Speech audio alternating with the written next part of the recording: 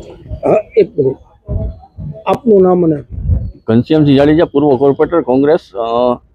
ખાસ કરીને આ નાલું અત્યારે આપણે જોઈ રહ્યા છીએ એ રાજકોટ મ્યુનિસિપલ કોર્પોરેશન દ્વારા જે બનાવવામાં આવ્યું છે કે જે 4 કરોડને ઉપરનું ટેન્ડર હોય અને આ એસ્ટોન ચોકના ટ્રાફિકને ડાયવર્ટ કરવા માટે આ નાલાની વ્યવસ્થા કરી હોય, પણ આ લોકોની ભૂલ અને બેદરકારી, આપણા તજજ્ઞ એન્જિનિયરોને એવડા પગાર આપણે રાજકોટ પબ્લિકના ટેક્સના પૈસામાંથી આપી છીએ, છતાં એવડી મોટી ભૂલ આમાં એને રાખી દીધી છે કે ભ્રષ્ટાચાર કરવા માટે।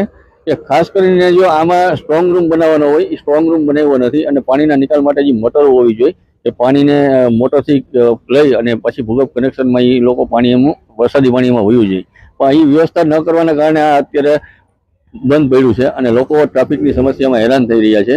તો આ તજજ્ઞ એન્જિનિયરો જે આપણા રહ્યા એની ભૂલ છે અને આ ખાસ કરીને ભાજપનો ભ્રષ્ટાચાર કહેવાય કે 4 કરોડનું ટેન્ડર કર્યું હોય છતાં હજી બીજું ટેન્ડર કરી અને સ્ટ્રોંગ રૂમ અને મોટરો પાછી લગાડશે।